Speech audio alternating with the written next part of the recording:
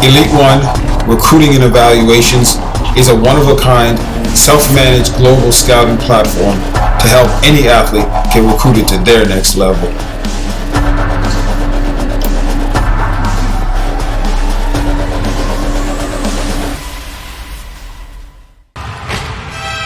Welcome to the Elite One Recruiting Show.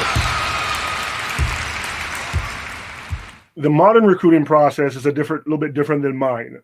Kayla's is a little bit different than mine.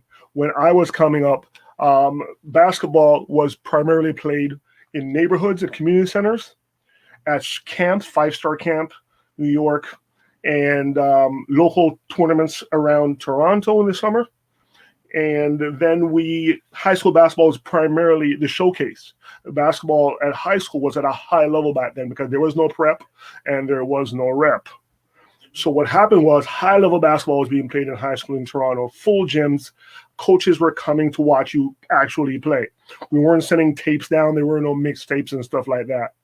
Because I also played for the junior national team, I had traveled to Europe and played.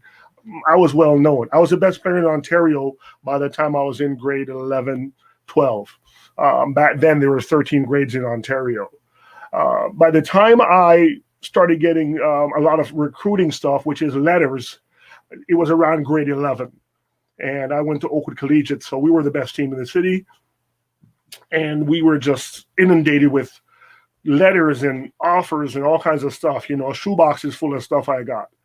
And then coaches came to watch our practices. The St. Bonaventure coach, University of Connecticut sent their representative.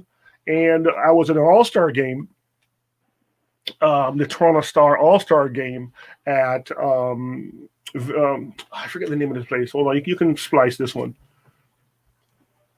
I was at a Toronto Star All-Star game at Varsity Stadium, and that's at University of Toronto. And just a gentleman came to watch the game and called St. Joseph's University and says, Do you have this guy on your radar?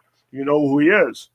So word of mouth, telephone calls across the border, that was part of it. And then another part of it was, hey, the scoreboard. I was averaging 30, 35 points a game, double-digit rebounds, double-digit assists, steals, stuff to stat.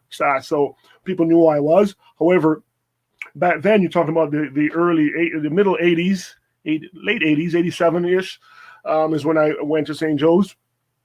That's how the process was. Word of mouth, newspaper articles with your name on it, local TV, City Post News. Every Friday in Toronto, they had the player of the week, and I was the player of the week every Friday. So every Friday, my team was number one, and I was on the news every Friday night at 6:00. So it was a little different that way. So after that, I had an opportunity to take a look at Connecticut, a couple of the schools down south. There was a lot of them. I just weeded through them myself, and what I got a feel for was to visit St. Joe's. Once I visited St. Joe's, they showed me everything. I met Dr. J in the locker room when I was there. They showed me the Rocky statue. They took me down to where the Sixers play and really took care of me, really treated me like a king. I mean, NCAA Division I basketball, they really treat you well, especially when basketball was the number one sport at St. Joe's University. There was no football team. So we were treated like gods when we walked on that court and on that campus.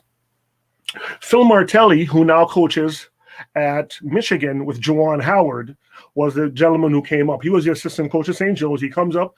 I signed a letter of intent, and history after that. I went to St. Joe's and started to play there. So my recruiting process was just a little bit different than Kayla's.